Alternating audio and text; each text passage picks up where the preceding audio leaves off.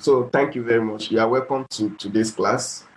Probably many of them are having issues with internet connection. I'm not sure, but they can always watch the recording after the class. So let's continue with our own class.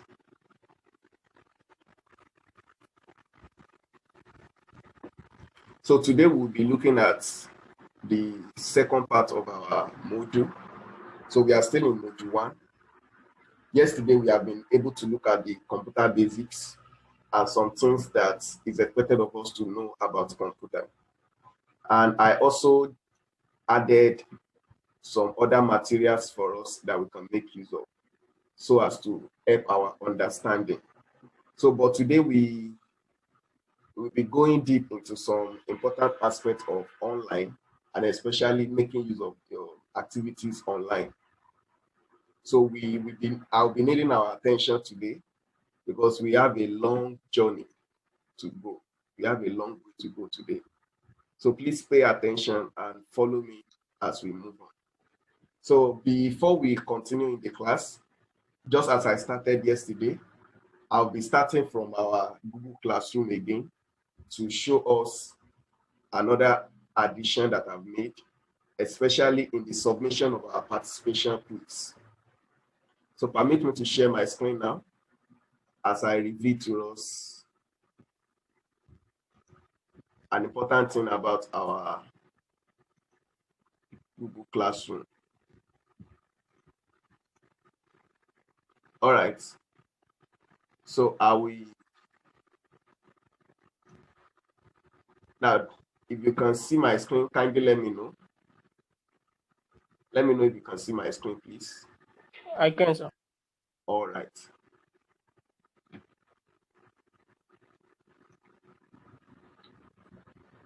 Please help me to put my phone on. Okay, now this is the digital literacy. This is our school. And there is something we need to take note of here concerning the submission of our assignments. Okay. Don't mind me, I'm trying to work on my video. There's something I'm trying to see. Okay.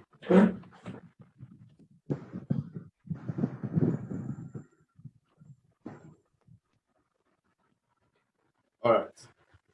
So now, I added something recent to our class now. Class participation quiz. Let me go to classwork. If you check your classwork now, I've added one thing here, participation quiz, day 2 to 5. So this is the place where you are going to use to submit your participation quiz for day 2, day 3, day 4, and day 5. So if I click it now, view assignments, let me go to instructions. So this is what you are going to see by the time you open the participation quiz. So you are expected to turn in your assignment using what I taught you the other day. Just provide all the answers in a document file, then turn it in by attaching it, just as you used to do. So it is as simple as that. So make sure you look into that. This is what you will see as a student. Let me show us.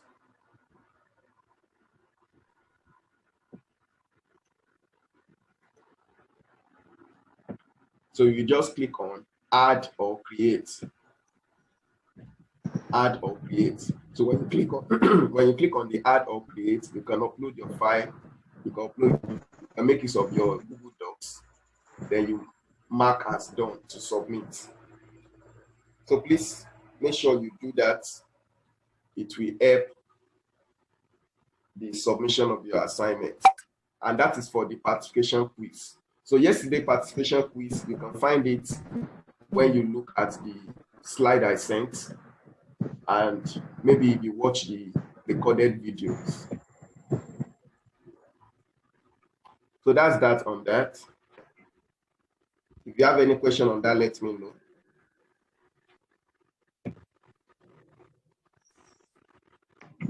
So we have till March 21st to submit.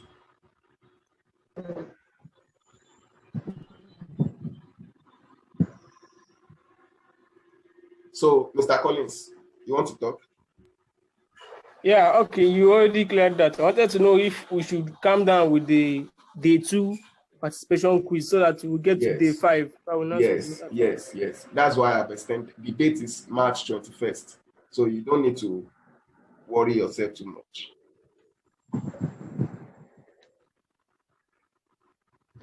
Okay. So everybody, we are welcome. Many of us, in fact, we all came in very late. We all came in very late. Let's try to improve on that.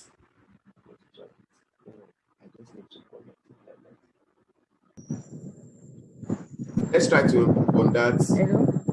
Yeah, Hello? we can hear you, man. We can hear you.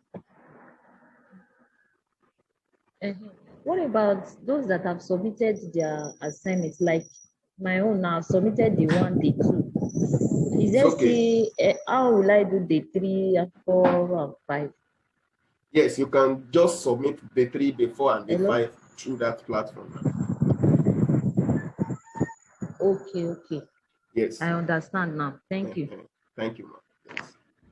So the reason why I'm trying to give us good number of days to answer the assignment is because many of us might be so busy, so you might not be able to be doing the assignment immediately after the class. And this is not our normal school, whereby you must submit assignment the next day. So this is more of an adult class. So we must try to give us more time. So that was why I'm trying to make it easier for everybody. So you can submit your assignments as soon as you finish it. You might not even have to wait for that day. You can submit before the day, but that's just the maximum. All right, we are welcome. So there is something I need to tell us. Many of us might need to download some of the videos I've been sharing, especially the class videos, like the recorded videos. So in case you want to download the class videos, let me quickly show you how to do that. So I will go to let me share my screen now. I want to explain to us how you can download YouTube videos now. Do you get it? Yes, sir. All right. So let me go to youtube.com. So the videos are hosted on YouTube. So by the time you open it, it will open up. We're not seeing your screen, sir. You're not seeing my screen. Yes, sir. Your screen is on the smaller part, while your face is on the large screen. Oh. Let me check that.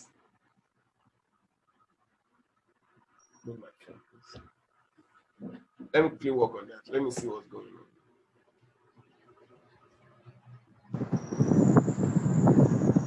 Please, maybe you click on that aspect where you have my image coming up.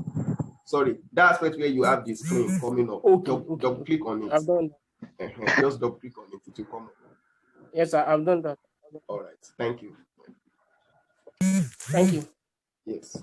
Okay. So let's say I want to download a video now from YouTube. Let me just see any video there.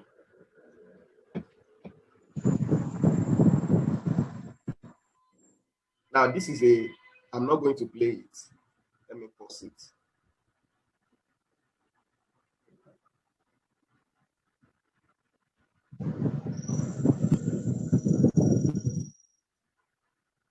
Okay, now this is a YouTube video and I want to download this video.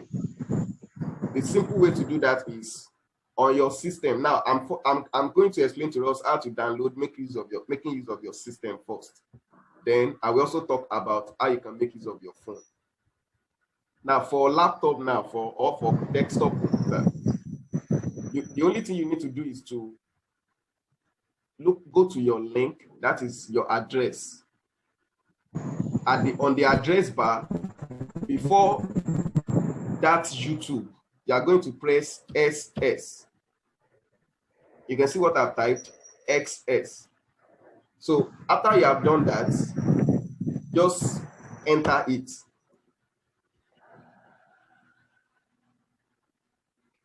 So it will open another, it will generate the download link for you from another website called Save from Net.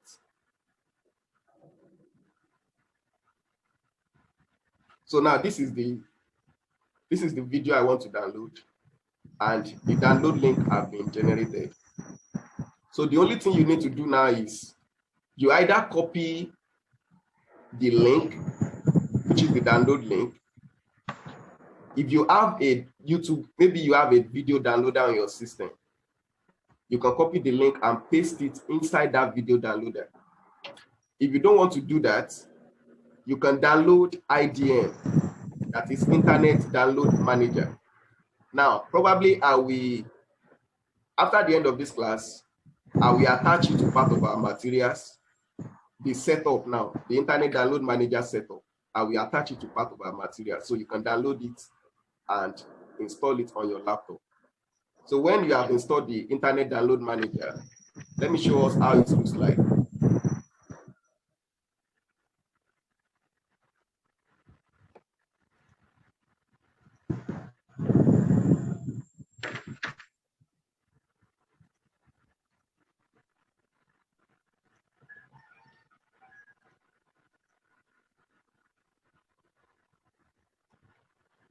Now, let me reshare my screen so that you can see the Internet Download Manager.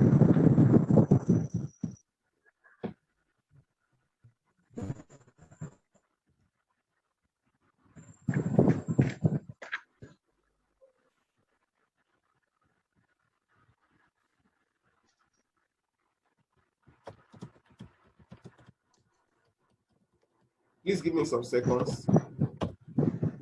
I need to respond to a message here. He's one of us. Okay, Adeyemo Mary, you are welcome back. Sorry about the network issue. I noticed you've been going in, coming in. I've been going out, coming in. Sorry about that. So you are welcome.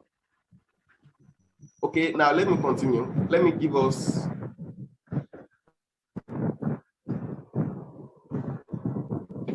Now, currently I'm sharing my screen. I want to show us how the Internet Download Manager looks like. This is the Internet Download Manager. I believe you can see this. After you have installed it, you are going to see it like this. It will open up like this. I'm going to give us the link to download it. Sorry, I'm going to send the download. Yeah, good morning.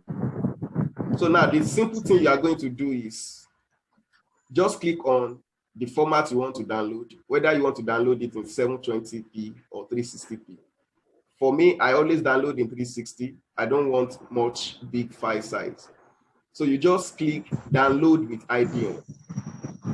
By clicking on download with IDM, your Internet Download Manager will capture the downloads on itself. You can see it. When you have seen this size of the file, 30.28 megabytes, that means you can start downloading. Then you can rename it here. Instead of having this video playback, you can put the name of the file here. Then put .mp4 and click on download. So like that, you can download the file. So if I click on download now, it will start downloading the file. That's one way to download.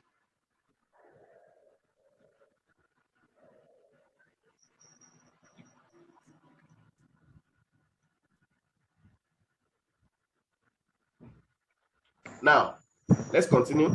Another way to download from Internet Download Manager is to just copy link address, open your Internet Download Manager, click on Add URL. So that URL that you have copied will automatically be pasted there. Then you now press OK. So your internet download manager will convert the link and give you the download link instantly. Then you can start downloading it. So that's that on downloading from YouTube, especially the videos I've been uploading to us, so that you can download it on your system. Now let me go to the aspect of phone. To download from YouTube using your phone, you have to go to, please, are you still with me? Are you following what I'm doing? Hope I'm not the only one talking to myself. All right, good. So I just finished. All right, thank you very much. So I just finished explaining how you can download from your laptop how you can download from YouTube to your laptop or to your desktop computer, making use of Internet Download Manager.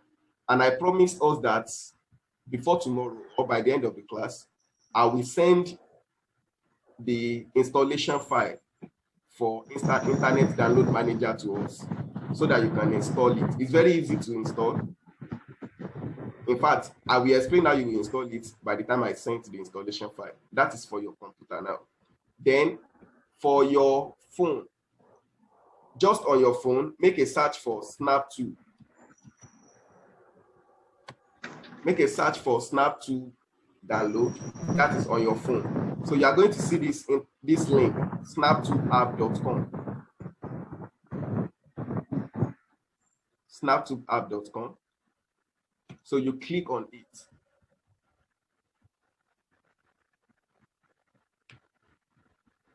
So this is what you will have. So because you are making use of your phone, you click on download.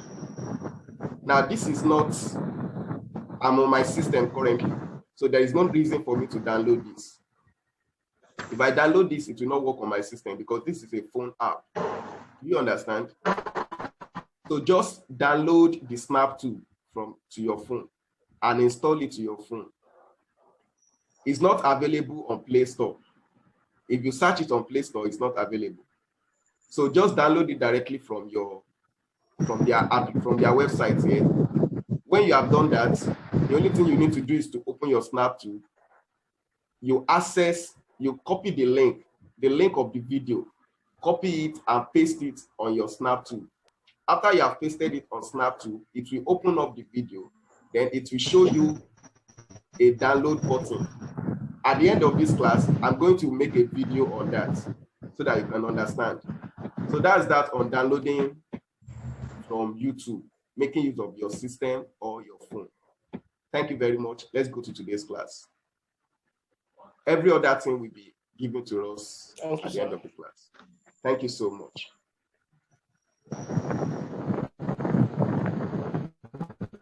So let me stop sharing this.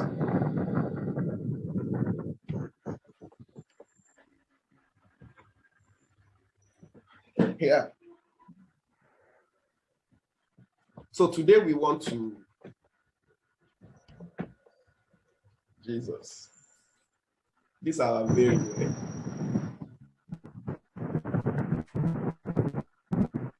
Nigeria is giving us a challenge with internet. Let's continue to pray for our country.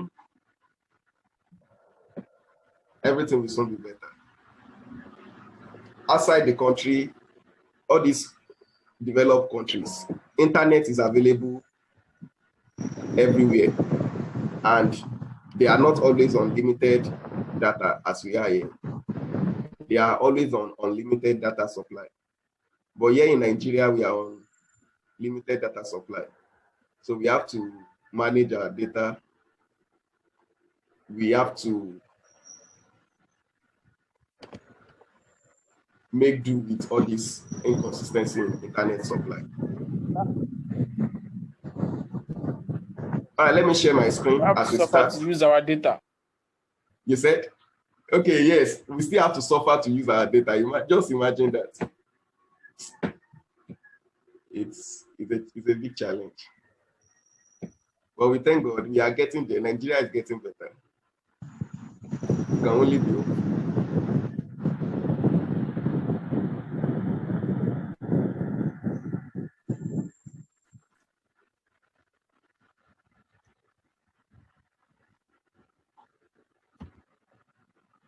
All right. So we are on chapter 3 of our module 1. You are welcome, everybody. So this is digital footprints. That's what we'll be studying today. We'll be looking at digital footprints. We'll be looking at internet security and privacy today. So we have a long journey to go, and we have a lot of practicals to do today. So I want us to pay attention, and hopefully the network will be favorable to every one of us. I'll be able to follow the class and enjoy the class. So today we want to talk, we'll be starting from digital footprints. Can we all see my screen?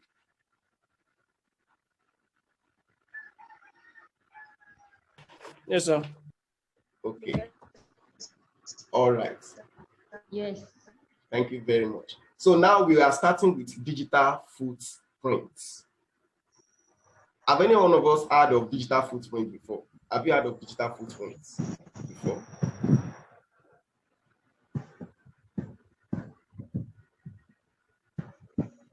Have you heard of digital footprints before?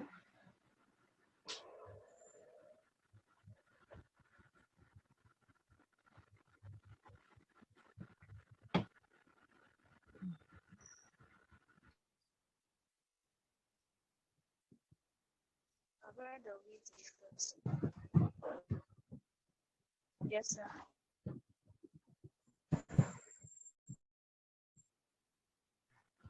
All right. Now, digital footprints.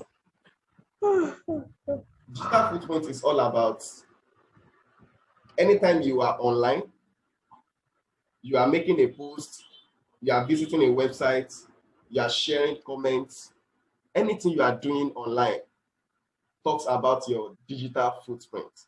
Why? Because as you are doing all these things, as you are carrying out all these activities, you are leaving behind a digital trail, or what we call footprint.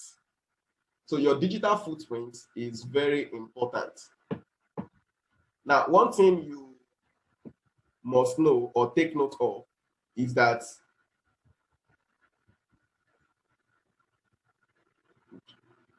one thing you must take note of is all these things you are doing online are being monitored and they are being saved.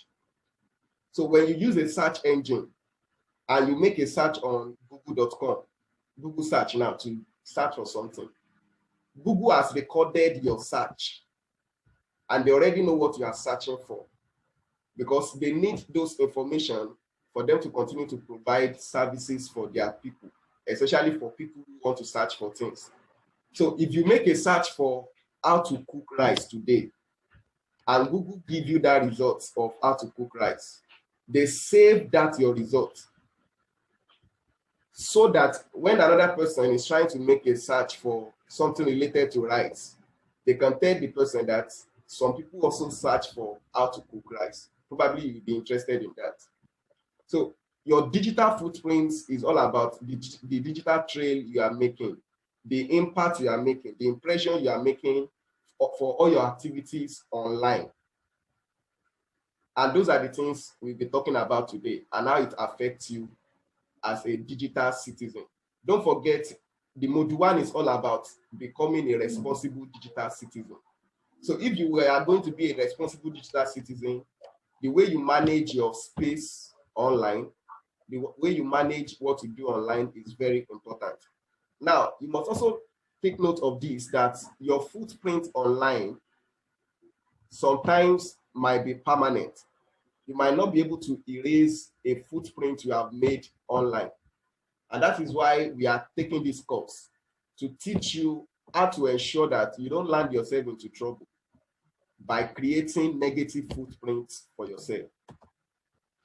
Now, still on what is your digital footprint, I wrote here that an embarrassing image or video of you that you post online can be shared widely by your friends and get out of your control.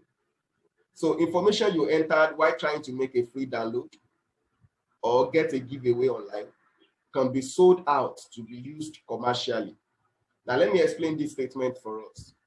Many people using their social media platform or the activities on their website or anything, maybe a particular web page, they share images, they share videos. Now, all these things, we must be very careful about how we manage them. The reason is this: The image you share online doesn't belong to you alone. Another person can share the image, and before you know what's going on, the image goes viral and you are no longer in control of it. So even when you try to delete the image, you can only delete as far as you have access to it. Other people that have shared it with their friends, with their colleagues, you can't delete it from their side. Some people might have downloaded it and saved it on their phone. So it has gone beyond your control. And that is why you have to be careful. You have to think twice before you post anything online. Then another thing you must take note of is the way you give out information, especially filling out forms online, especially when you see some adverts online, when you see some giveaways. You know, we have a lot of giveaways now. People want to give you free books. They want to give you free access to some services, and they'll be asking for your name, for your email, for your phone numbers in exchange for the free gifts. Be careful of doing all these things because people can sell them out for commercial purposes. There was a time, let me give us a short story. When I started learning about email marketing and SMS marketing, that should be in 2012 or 2013. So the person that taught me email marketing and SMS marketing, the person sold to us, or is it sold to us as part of our package, the money we paid for the course. The guy is in Lagos. So as part of the money we paid for the course, one of the things we were given are email lists. So the email list comprises of a lot of Nigerians' email addresses. And I think the email list is close to 1 million. I mean the emails, close to 1 million Nigerians. The emails of almost 1 million Nigerians. Then we also have access to phone numbers. These phone numbers comprises of phone numbers of people in Lagos, phone numbers of people in Ibadan, Oyo State, people in Port Harcourt, people in Abuja, and I think one other major city, is it Kano, like that. So if you want to send SMS to anybody in Lagos, you have their phone number. If you want to send SMS to anybody in Port Harcourt, you have their phone number. If you want to send SMS to anybody in Abuja, you have their phone number. You begin to wonder, how do they have access to all this private information? Actually, they do through these things I've been talking about, by people giving out their information through giveaways. Do you understand what I'm trying to explain?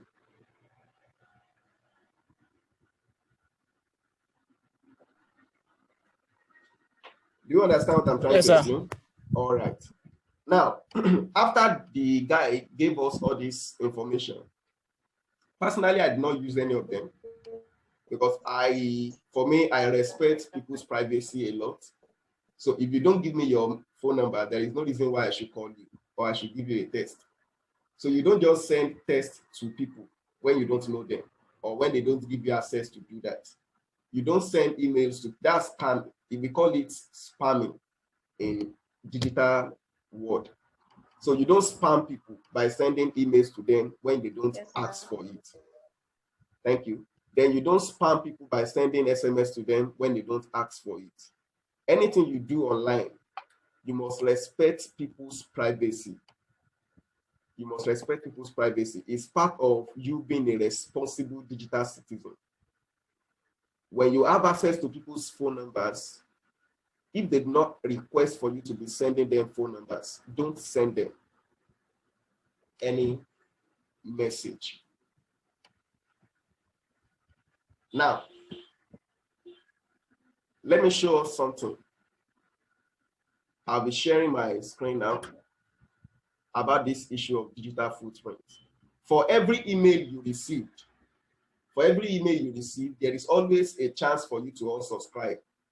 That is part of the email provider trying to protect your privacy. Nobody can force any email on you. For instance, let me show us one thing here. I'll firstly stop sharing while I reveal to us what I want to show us.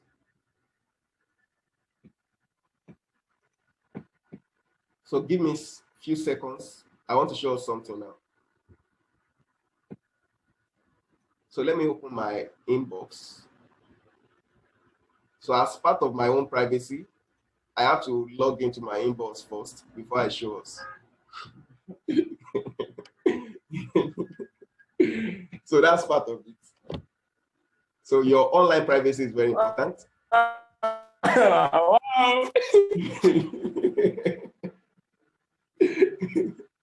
So your privacy is very important online, and nobody should, you should pressurize you to reveal anything to them. You have right to your privacy. You have right to. It's just like there is one thing I learned a few years ago. If you are inside your room and someone is outside, and the person is trying to gain access to your room, and the person is knocking on your door, many people normally will allow that pressure of that person knocking on their door to come over them. So even though they are the one inside, they tend to be under serious pressure to go and open the door. Whereas you are the one inside, the person knocking the door is outside, and you are the owner of your room. So you have everything, you have every right to open the door when you want to open the door. So you don't need to put yourself under any unnecessary pressure to go and open the door. The person have to wait till you grant access. So, but you don't allow the knocking on the door to now put you under excessive pressure.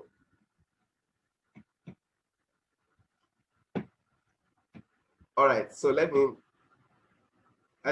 now I can share my screen now. My privacy is protected now.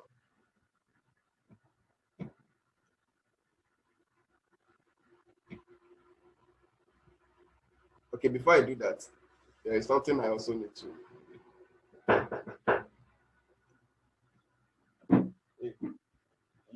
You don't open door like that. Ask who is there first. Who is that? Who is that? Not who is that. Who is there? See you. Who is there? Don't you know who is that? It's Luke Abusi. Open for Scott. All right, so let me share my screen. Sorry, something is going on here. So let me share my screen to us. So I'll share my screen now, sorry. So that we can see what I want to show us.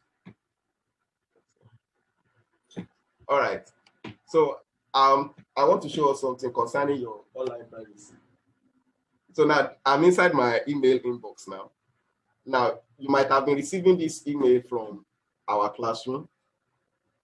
And you can notice that below the classroom, you have, if you don't want to receive emails from classroom, you can unsubscribe. Can you see that thing?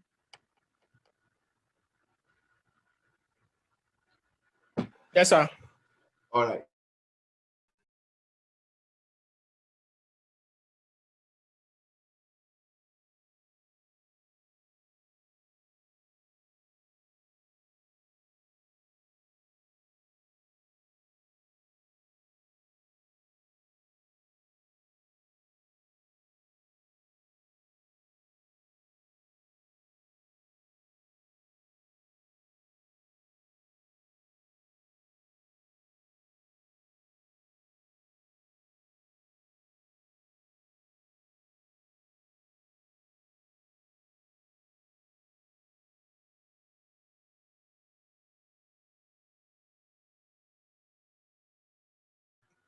Hello, please give me 2 minutes. I will join us back.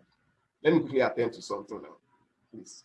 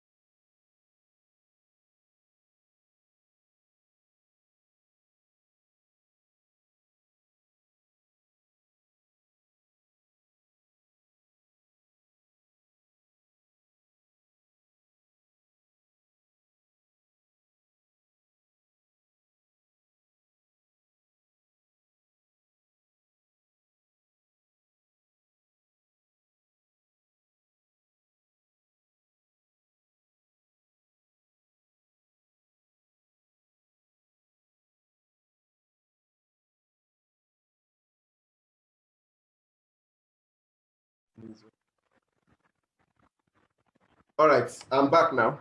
Thank you. Sorry for that little disruptions. It was something very urgent that I need to attend to. So are we still with me? Yes, sir. All right, thank you so much. So I said for every email you are receiving online, you have the chance to control whether you continue to receive the email or not. Now, from this email that I received now from our classroom, you can say, good morning, welcome to day 3 of all these things now. Now, if I don't want to continue to receive this email, you will see there that if you don't want to receive emails from classroom, you can unsubscribe. For every email you are receiving, there is always this opportunity for you to unsubscribe below it. That is one. Another thing is you can click these 3 buttons here where you have more.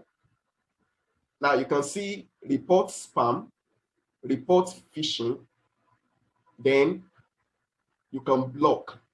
You have that 3 options to control the kind of email you received. This thing I'm talking about now, we will still learn it as we proceed. You can block a particular email provider or email sender now from continuing to send message to you.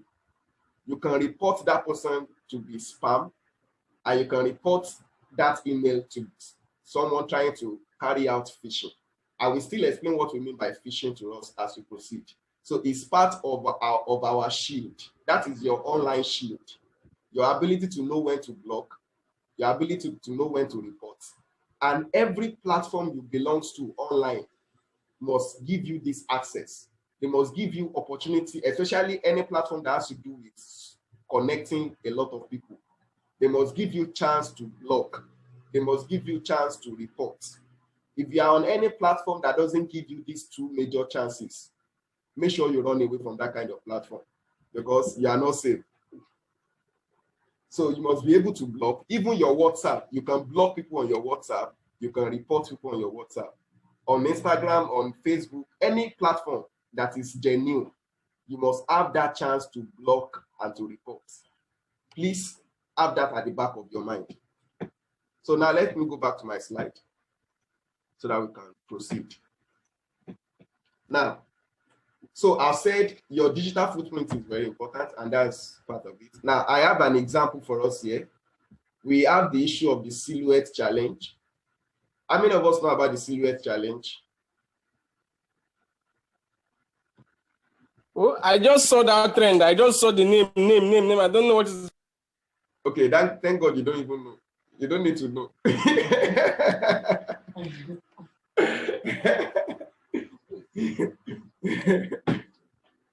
There are some things that goes on online that it is better we don't know. Because when you know, you might end up finding yourself in trouble. So silhouette challenge is one funny challenge that was carried out lately, and it's all about working on videos. You are going to post a video of you dancing nude now, but there is a way they try to protect the nude of the person by making use of the red lights, so that the only thing you can see is the black image. Now, a silhouette image that is the black image of the person, and it was trending all over the internet. But the truth is, anybody watching any of the video can actually know that he or she is watching a nude video. And people are doing this challenge, posting their nude on the internet. Many of them doesn't know that they are leaving behind a digital footprint. They don't know that later in the future, someone might use those videos against them. So one thing you must ask yourself before you post anything online is, will you like your future employers to see this image or video? Very important. Another thing you must ask yourself is, will you confidently show it to your parents or spouse? That image you want to upload, that video you want to upload, will you confidently show it to your parents or spouse? Then another thing you must know is, do you know what the organization that collected your data in exchange for a free apps. Many of us that lost free things online. So do you know what? Because there is no one that will. Okay, let me tell us this. There is this marketing strategy that most marketers use, and that is we have what we call giveaways or free gifts in exchange for your emails and your phone numbers, or your name and emails and phone numbers. So we call it lead generation. So we are going to create what we call a lead magnet. So a lead magnet is just something like a free ebook, a free video, a free application, or giving you a trial access to a particular software, maybe a 5 days trial or 7 days trial to a particular service. Then in exchange of that free service you are enjoying, they are going to collect your phone number, they are going to collect your name, they are going to collect your email. Do you get it? Now, if you are using, maybe you want to access an application online or a software online, maybe for 7 days trial, they might even ask for your credit card details so that after the trial period, they start removing your money. So all these things, you have to ask yourself, if you give out this information, can you control what this organization will do with your information? So don't give out your information to an organization you don't trust, because it can come back to harm you. Now let's think about this statement from Microsoft. This statement was made around January, February 2010 by Microsoft, by one of the Microsoft's workers. Now let's hear what he said. He said, almost half of recruiters around across Europe look for information about potential candidates on social networking sites. That is the statement. Almost half of recruiters, that is when you are applying for a job, your recruiters, that is the HR people, they are going to make a search for your information on social networking sites to see what you are doing on those platforms. So almost half of recruiters does this. They are doing it in Nigeria also. Tomorrow is dedicated to online audits. We are going to see how people carry out online audits, how they can audit you on social networking sites to know what you are doing, your activities. So your recruiters will also do this. And that is why it is important for you to leave a positive footprint online. Now, use your social networking profiles to your advantage by sharing positive posts, filling in information about your hobbies and interests, and thinking before you post something, which could be taken the wrong way. So this will help you to develop an online presence that will help rather than hinder you in the future. So that's a statement from Microsoft. It's a word of advice, and we need to think about that. So anything you are posting online, let it be a positive post. Let it be an information that shares about your interests, so that when people see your profile online, they can easily understand what you are all about and the interest you want to pass across. So this will help you in your future applications to organizations. Unlike people that the only thing they do online is to share their O and bare images and how they are enjoying parties. You understand that? So any questions so far? Any questions so far? Do you have any question before I proceed?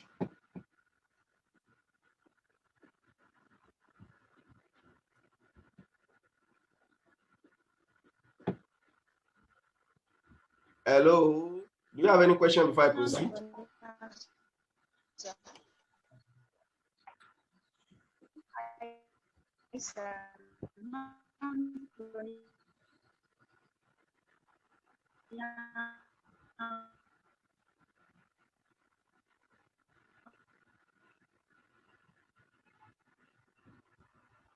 I cannot get your question clearly. Can you type it? Probably you can type it on the chat box so that I can get the question.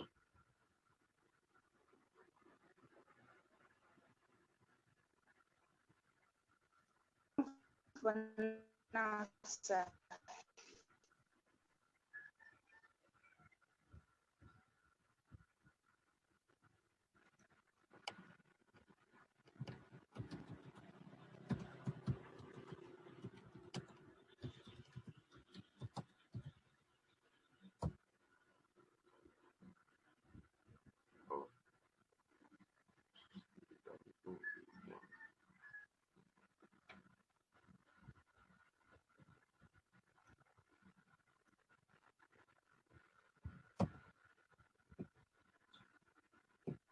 All right, let me proceed. I believe everybody's still here with me, and we can get my message.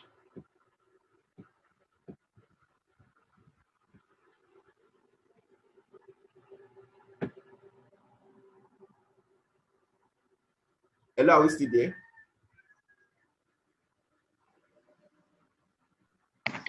Yes, we are All here. right. We are there with you.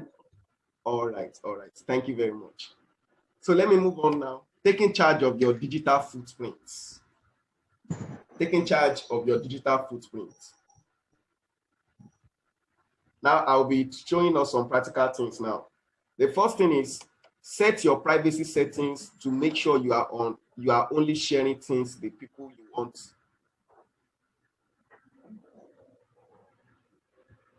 Oh, sorry, let me edit this. I've missed a statement here.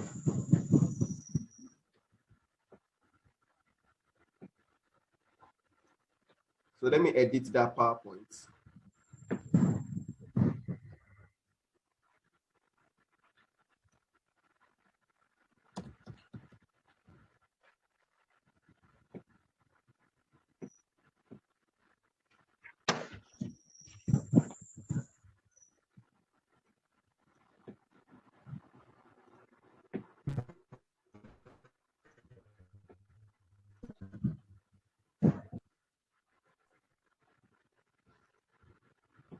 So I said, set your privacy settings to make sure you are only sharing things with the people you want to see them.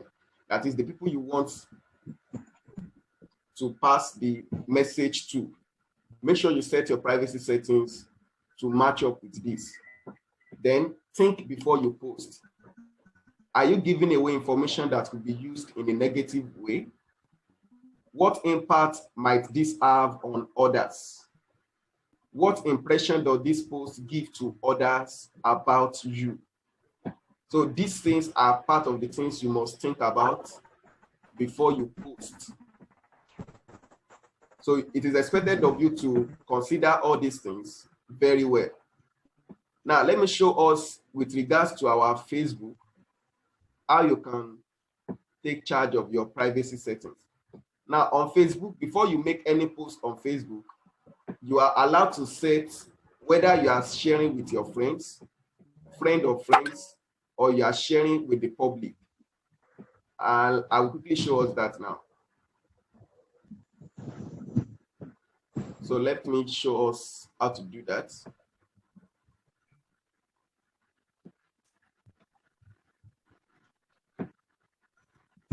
So I will log into my Facebook now.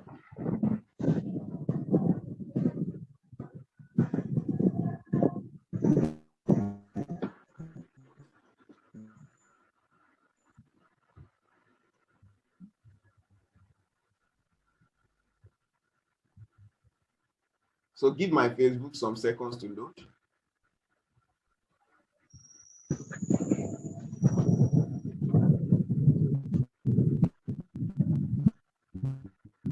Okay, man.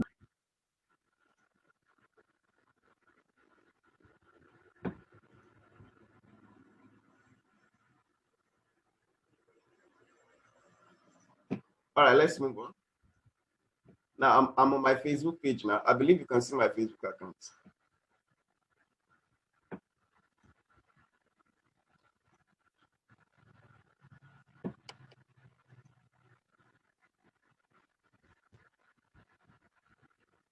Yes, sir. All right.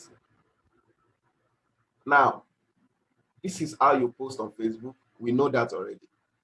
But what I want to show us here now is this aspect of below your name, you can see who can see your post. That's where you select your audience. Let me go back and show us again. You can see where you have public. Just below your name, you will see where you have public. If you click on it, you can control who see your post. Who are the ones you are sharing the post with, based on the type of the content you want to share. So who can see your post? Your post will be show up in newsfeed, on your profile, and in search results. Please take note of that. Anything you are posting on Facebook to the public, it will be revealed on three places. Your newsfeed. Your newsfeed is where you see other people's posts. Your profile, that is what people see when they log into when they check your Facebook profile. The post they see under your profile, it will be revealed there.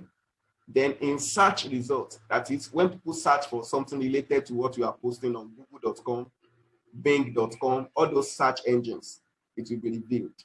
So you can see it anyone or off Facebook. That is for public post. If I click on friends, see what you will see here. It means it will only be shared with my friends on Facebook. People who I have added as friend on Facebook. They are the ones that will see my post if I click on friends alone. If I click on friends except, so I want to exclude some people from seeing the post that I will be sharing. If I want to share it with only me, that means I'm the only one that will see the post. I can do that. If I want to share it with some specific friends on Facebook, I can do that. If I want to customize people that will see it, I can do that. If I want to create lists for my acquaintances, I can do that. And if I want to create lists for close friends so that I can share only with close friends, I can do that. So because Facebook is a genuine social networking platform, they have all these things so that you cannot blame Facebook for revealing your post to people you don't want them to see it. It is always in your hands to control. Many people don't take note of all these things, and that is why they find themselves in hot water. So that is the first thing about sharing posts on a social platform like Facebook. Every genuine social platform has that. Your Instagram has it, your Twitter has it, your YouTube has it. You can control people who see what you are sharing. Now let's go to another aspect on your Facebook.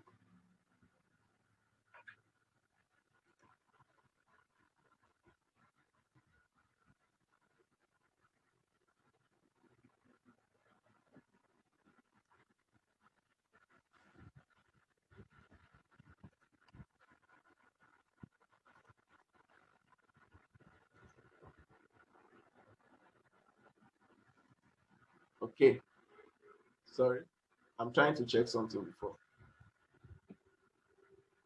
Okay, now I'm on my Facebook account now, as you are seeing it. I want to click on settings and privacy. So now, if you do a privacy checkup shows you who can see what you share, how to keep your account secure, how people can find you on Facebook, your data settings on Facebook, and your ad preferences on Facebook. Now you can see here, we will guide you through some things so you can make the right choices for your account. So what topic do you want to start with? Please, at the end of this topic or this class today, make sure you go outside there to go and carry out your privacy checkup. It's part of what you are learning. So go and see who can see what you are sharing on Facebook. How do you keep your account secure on Facebook? How people can find you on Facebook? What Facebook is doing with your data and how you can control it. Then also your ad preferences. That is where you control the kind of ads you see on Facebook.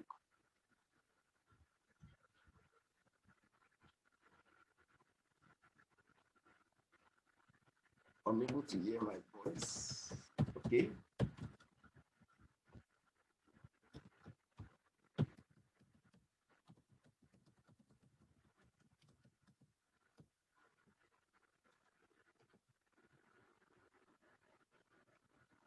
So let me work on my audio.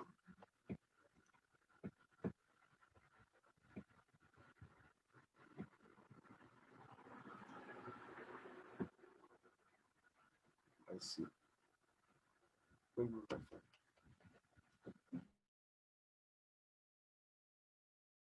So my video is back now.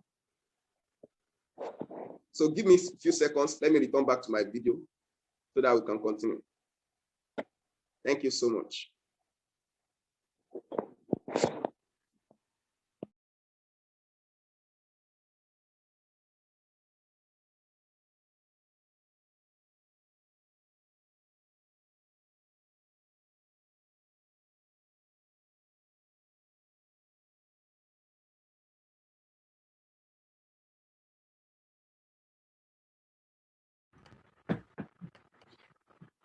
All right, welcome back. My video is back now. So I can share with us my screen now. So if you are with me, let me know.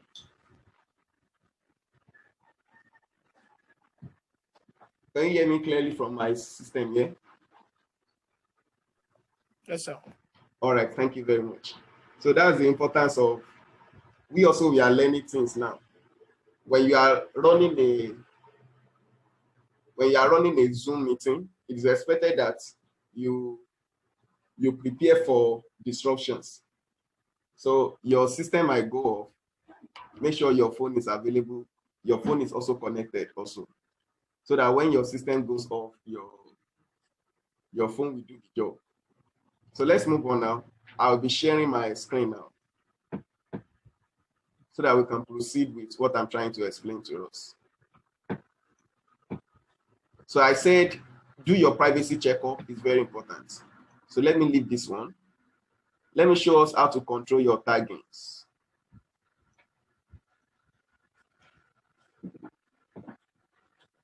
So still on settings and privacy. So you have to click on settings.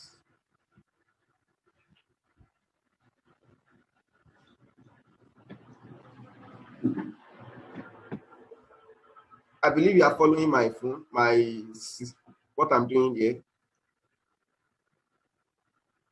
Then you can click on profile and tagging under your settings. If you are on this page with me, let me know. Are you seeing profile and tagging?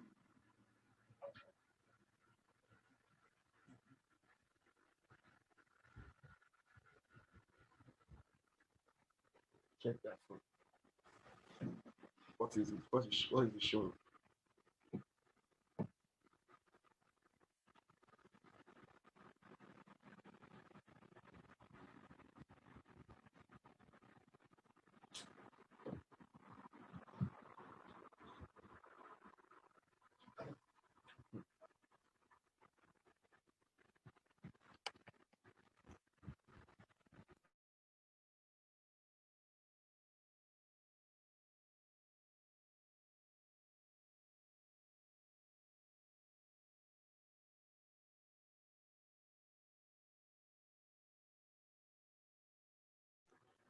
All right.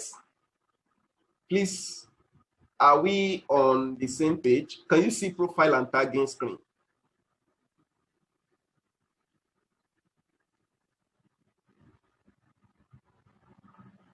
Please, you know what?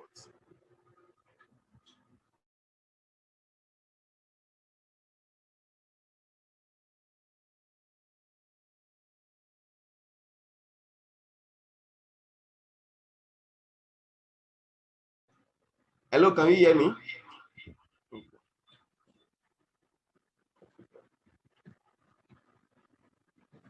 Hello.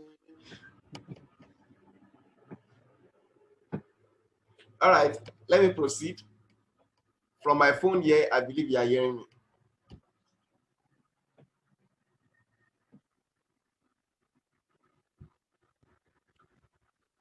I need someone to tell me he's hearing me now.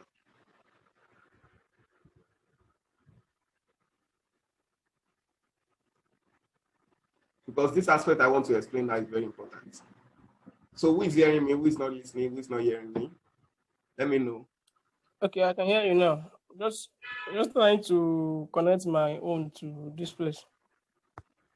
Okay. So, but you are seeing profile and tagging.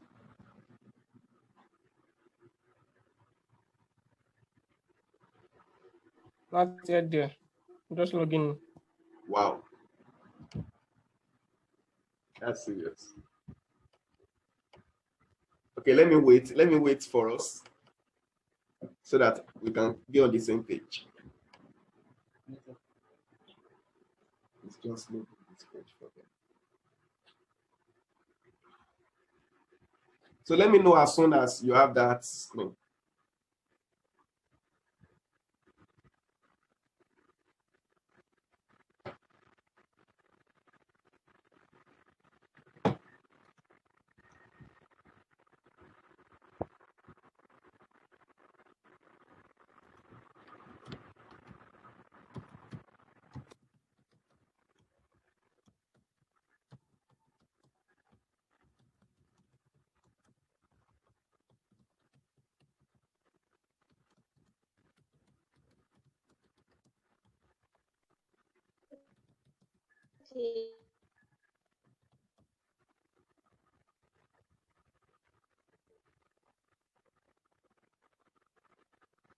See the screen.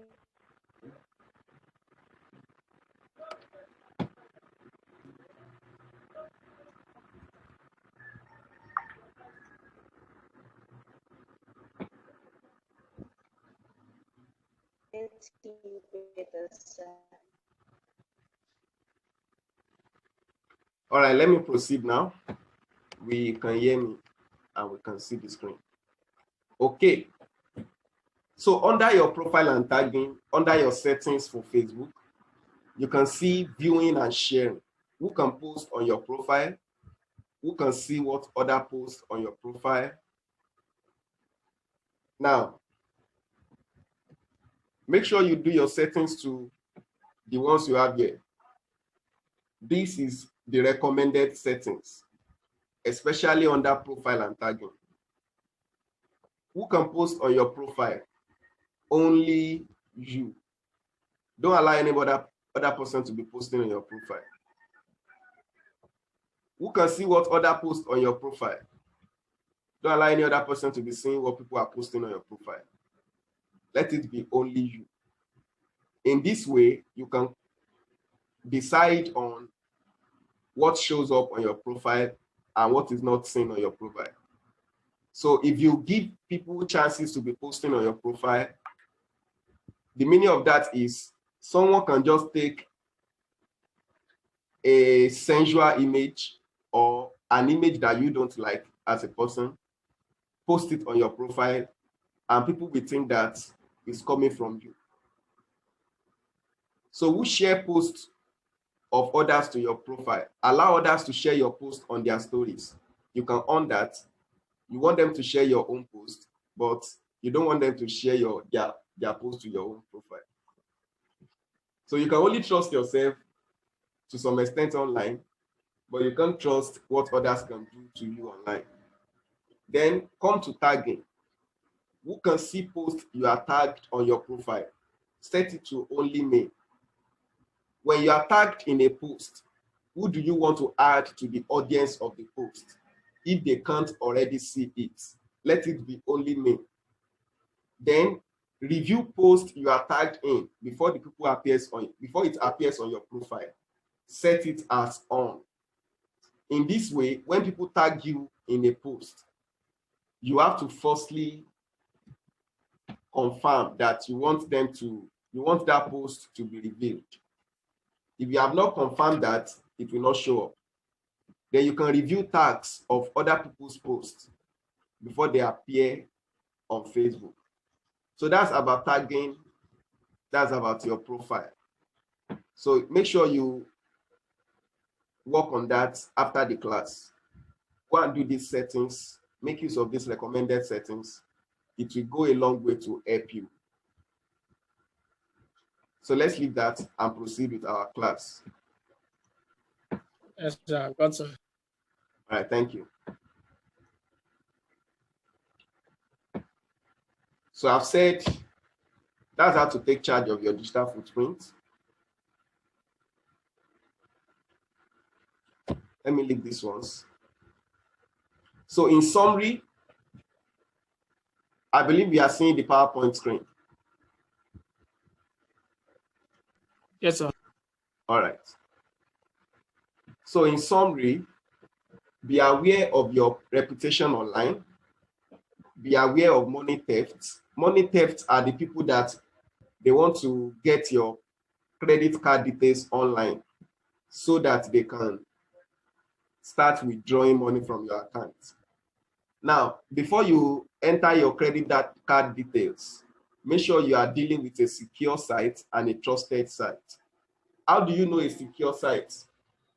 How do you know a trusted site? Let me show us that, so that you'll be very careful before you enter your credit card details. Now, the first thing about knowing a trusted site is make a search for that company online and try to know about them. Try to know what people are saying about them.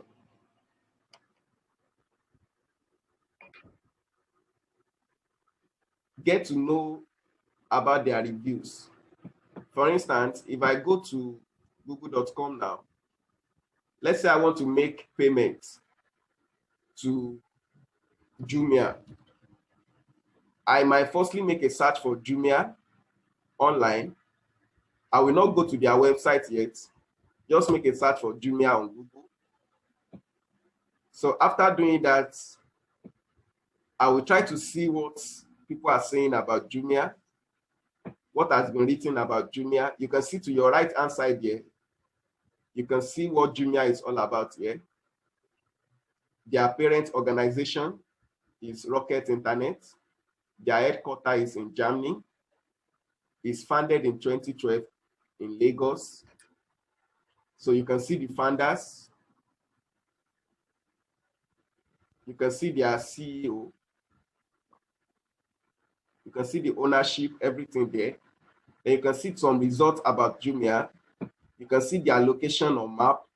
So all those things talks about the credibility of the organization. So that means if probably you are being scammed by, you are trying to make a payment on Jumia, you can easily walk to one of their pickup stations that is closer to you to lodge a complaint. Now, another thing is be careful of the address, that is the hyperlink for the organization. I will show us something now. If I click on any of these Jumia websites, take note of this key you have here, this padlock. If you are on any website and this padlock is not showing, please pay attention. If you are on any website and this padlock is not showing, that website is not a secure site. I repeat, if you are on any website and this padlock is not showing, that website is not a secured website. So if you click on the padlock, you can see connection is secure. Your information, for example, your password, your credit card numbers is private when it is sent to this site. This is their certificate, the validation of their certificates, the cookies they are using, and you can even get the site settings here. You can learn more by clicking here. I hope you are seeing this. Yes, sir. Now, as someone who develop websites, I know a lot about this key you have here, this padlock. To get this padlock, the minimum amount to get this padlock for your website is 10,000 naira. There are some that goes for 40,000 naira. There are some that goes for 100,000 naira based on the security you need. So any serious website will be a secured website. So if you are on any website and you can see this, for instance, now let me open my MTN. This is just my iNetflix that I'm using to connect to internet. Now, if you look at this website now, this website is showing not secure. The meaning of that is I must not try to enter any personal information on this website. If you are not using a good browser, I will also suggest a browser to us in this lesson. Don't make use of any other browser apart from Chrome or Firefox.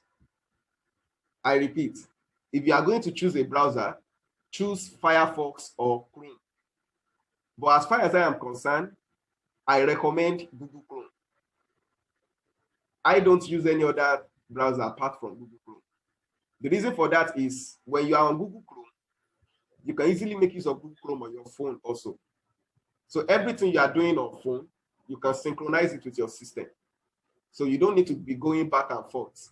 So if you secure a particular password on your Google Chrome from desktop, you can easily make use of it on phone. You don't need to be entering password every time you're on phone or system. And Google Chrome is a very secured browser. So I highly recommend Google Chrome. Google Chrome will never open a website that is not secured. Now, the reason this website is open is because it is actually just for me to know about my data subscription. It is not actually a website. It's just for the purpose of data subscription. That is why my Google Chrome allowed this to be opened. Any unsecure site cannot be opened on Google Chrome because it's all about securing you. If you check your Facebook also, you can see this key there. You can see it there. Then you can block your location. You can see I blocked my location here. All these things are very important. So please, just I'm trying to explain, that's how to know a secure site. Some people say the way to know a secure site is to use HPPTS. That's also part of it. The meaning of HPPTS, let me just type it here. HPPTS. This is a secure hyperlink network. So if you do not see this S behind it, let's say someone give you a website address and it's just in HPTT, that's this. Jesus. Let me show you what I'm saying because it's like I'm speaking in tongues now. Now, this is how some networks,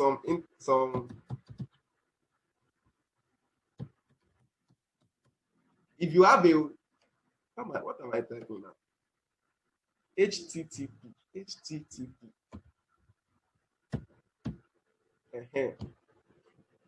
Now, hello everybody, please pay attention. What you see here now, HTTP. This HTTP is not a secured address. If someone gives you a web address and you want to type it in your browser, to ensure that you are only accessing a secure website, make sure you put S behind it. That S means secured. Okay, let me show us the meaning of HTTP. You can search for it on Google.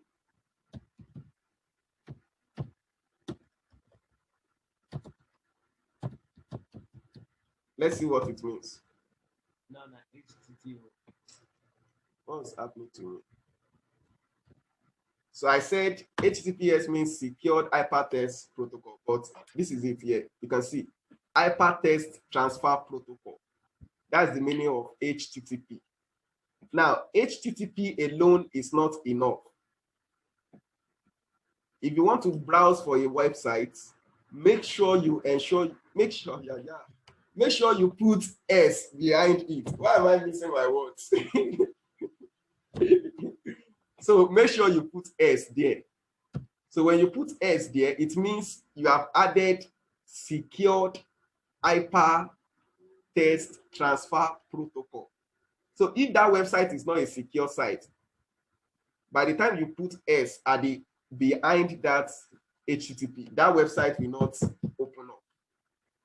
But if it is a secured website, it will open up the website. I think you understand that. If you don't understand, let me know. Do we understand? I grab. You grab. Good. Thank you. Other people, do we understand? Do we get what I'm trying to force myself to explain? Okay, let me show us one thing here. Oh, Jesus.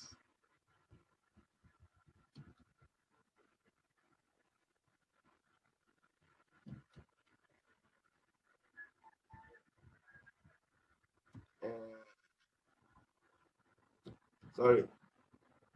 Okay. Good. Now look at this website that I'm trying to open here. Another thing I want us to take note of, because scammers are everywhere. Now look at this website. This website is having a padlock. Can you see this? This website is having a padlock. And this website is showing connection is secure. But guess what? This is a cloned website. This is never a website that you should make use of. This is a cloned website for Empower. Everything here looks secured. You can see copyright Empower 2021. You can see padlock. But yet, how do you know that this website is a fake website? Look at this. empower-fmhds-gov-ng.web.app. Now, this website now, the domain name for this website is this web. I'm trying to break down website address for us. Please pay attention here now. Pay attention.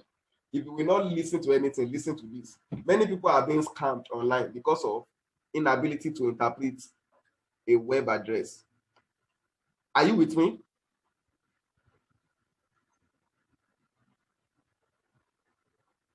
Please, I need feedback. I need feedback. Are you with me? Because what I want to explain now. Good, thank you. Yes. Now, all right, ma. Thank you. Ma. Okay, so if you look at this website now, this website has a key, looking as if it's a secured website. This website has a secured hypertext transfer protocol, looking like a secure website. But if you look at the link, this website link, if you want to know the domain name of a website, just divide the website address into 3 parts.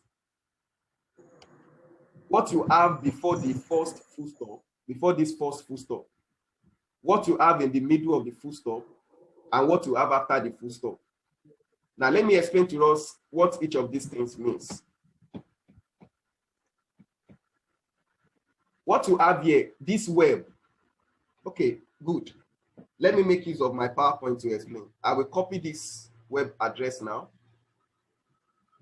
and I will break it down for us. This is very important because that thing used to annoy me when I see people falling for simple thing like this. So after this class, you shouldn't be scammed again online. If you are scammed online, then that means you have not taken this course. Yes, sir.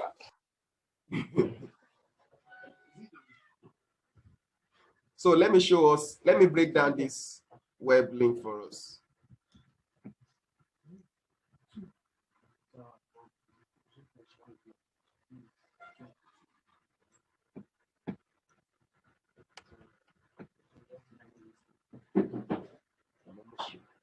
All right, now let me break this down for us now. Look at this web address that I'm talking about. I said, if you want to know a fake web link, even though they might be using a secured hypertext transfer protocol like this HTTPS, like you have it here. Now, I said the first thing you must take note of is what you have before the first full stop, which is this. I will use another color for that.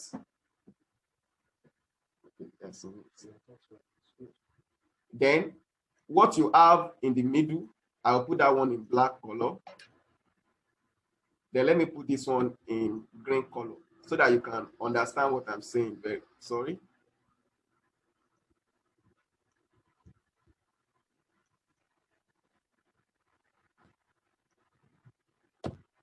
Let me put this one in green color. And let me expand, let me increase the size for good visibility now. Okay. All right. Now let me break them down for you. The web that you have in black color, that is the domain name. So let me type that for us. That web you have there, that's your domain name.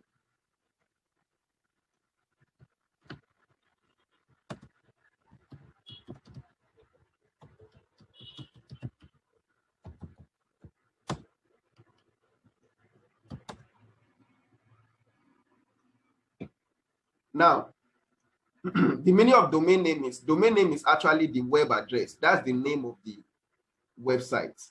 The people who own the website, that's their domain name. So that means this website you have here now, the domain name is web. So how can a domain name be web? That's the first thing you should ask yourself. But many people fall for this. They fall for empower fhmds-gov.ng. That is because that is what they are looking for.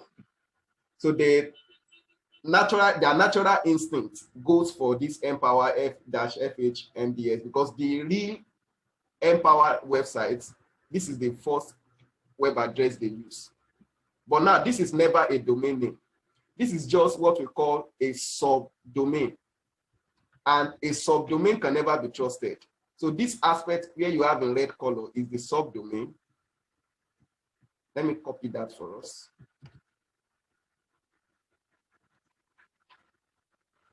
So this is the subdomain, and you can never trust a subdomain because that's not the most important thing. The real thing is the domain. And I've shown to us here now that this domain we have here is what? Is web. This is your subdomain.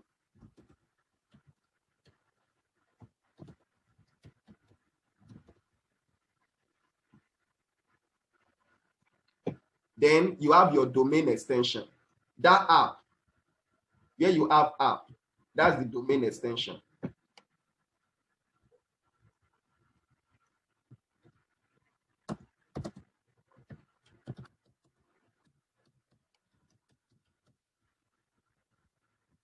Now, scammers, we want to get you.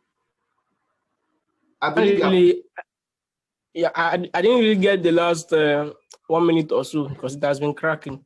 Just okay. I will do that again. I said what you have in the middle, the web, is the domain name.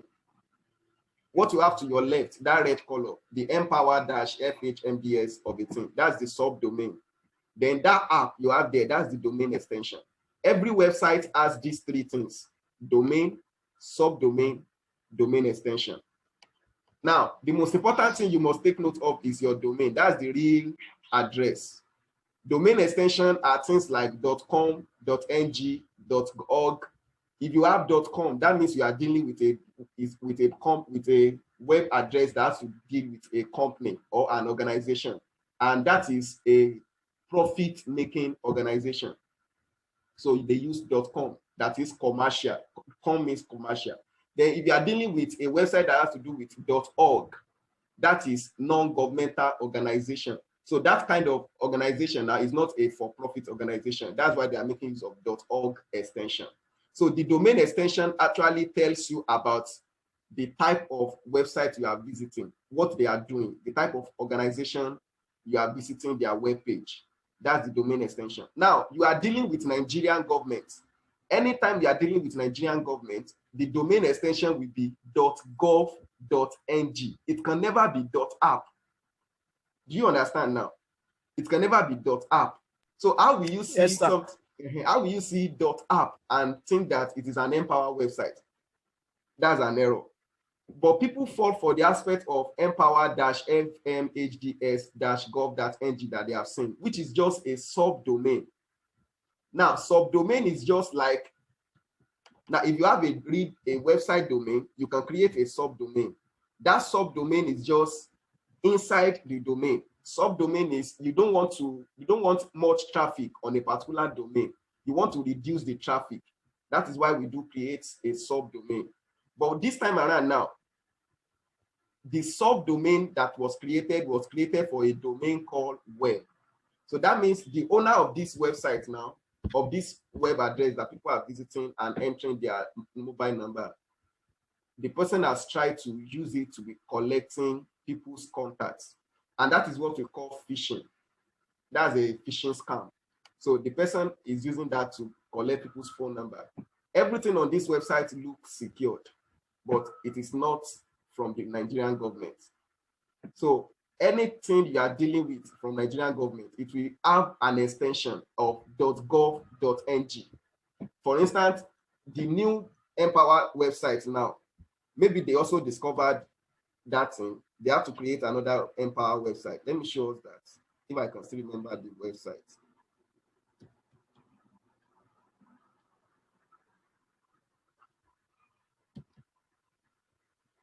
Okay, I can't find it here. Let me check. There was a place where I can easily find it. So we soon end the class now. Our time, we all came in late. So please, let's try to be coming in early, because my own time is very precious. I've budgeted 11 to 1 for every one of us. So if you come in late, that doesn't mean we finish late, because by 1 o'clock, I have another thing to do. All right, let me show us something here. So let me just copy this web address.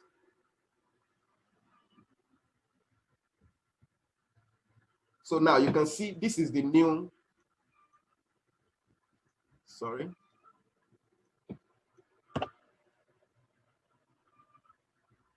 What am I pasting?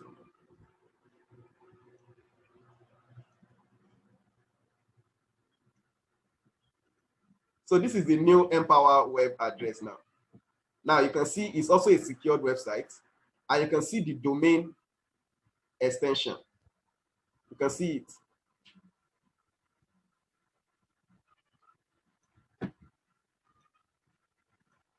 So you can see this is the domain name, NASIMS, and this .gov.ng, that's the extension. .gov.ng, that's the extension. The meaning of that is .gov means it is a government-owned website. .ng means it is owned by a Nigerian government. If you are buying domain for people who build websites, nobody will sell .gov.ng to you if you don't represent a particular government. They will not sell that domain to you. In fact, you will need to submit a lot of documents before they can sell this kind of domain to you. So it is not a domain that anybody can just own. They must confirm that you're actually representing a particular arm of the government before you can use that domain. So please, that's that on securing yourself online with regards to that, with regards to websites. So let me quickly end the class by showing us the last thing I have for us here. So today we can only go as far as the chapter 3 because we all came in late to the class. So let me end this chapter 3 now. So by tomorrow we'll continue from there.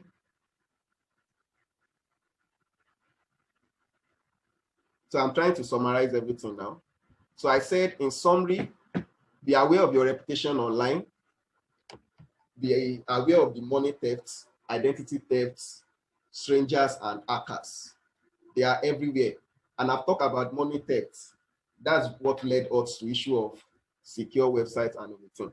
And I said identity theft. Now, identity theft are people who try to clone your image online because they have your, I can't go deep into that now. Maybe I will explain that better tomorrow. Then you have strangers and hackers online. Then make use of security programs to secure your identity. When we get to online security, I will teach us that. That's in chapter 4. Then I also said it is recommended that you make use of Google Chrome as your browser. That's the best browser you can use. Anything apart from Chrome, or you can still make use of Firefox. Anything apart from these two, you are on your own. Don't make use of browsers like all these, what they call it now. We have some funny browsers, Opera Mini, UC browser, all these Phoenix. Phoenix is one of the browsers you must run for. In fact, I hate that browser with passion. Phoenix is not a browser. Phoenix is not a browser. In fact, like that Phoenix has taken over my phone. That's it. It will just bring anything from anywhere. It's just giving me notifications, everything. That's it. The aim is to take over your phone, and they have successfully done that. Go and uninstall the phone. And after you have uninstalled it, go back to your phone, check under your app. Make sure you remove. There will always be some temporary files that have been installed. So even after uninstalling the app, the temporary files will still be retained and they will be affecting your phone. So go and remove all those things. Remove everything and clean your system or your phone of that Phoenix browser. Phoenix browser is not a browser. If you search them online, you can never find that company. I don't even know how they become. The only thing they want to share with you is notifications, funny notifications, funny news that you don't even need to. So make use of Chrome. That's the secured Chrome browser you can use. Don't disturb yourself with all these other browsers. So thank you very much, everybody. It's 1:03. I've told us from the beginning of this class 3 days ago that we have to be very time conscious. I don't joke with time, and I must not allow us to use our own to teach me bad time management also. So I will rather teach you good time management than you allowing me than you teaching me bad time management. So thank you, everybody. That's all we have for us for today. So let's go to our Google Classroom to take you can submit your assignments. I've shown to us how to do that. And if you have any question, you can drop it on. Hello, is there any class participation quiz for today? No quiz for today. No quiz for today. Yeah, no quiz for today. Then don't forget your book summary. Make sure you are working on your book summary. You have till March 20th to submit it. Everything is on the classroom. So you will see it there. So thank you, everybody. Bro Collins, are you still there?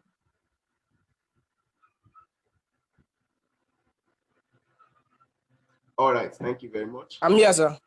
Okay, so thank you, Mrs. Ayanko. So Lydia, thank you so much. And Peculiar, thank you so much. And every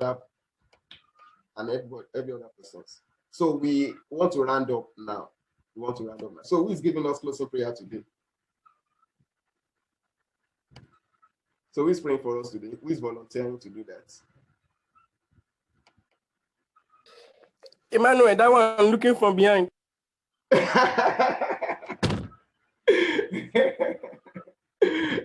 He's not connected to this platform. He can't even speak now. You can't hear him if he speaks.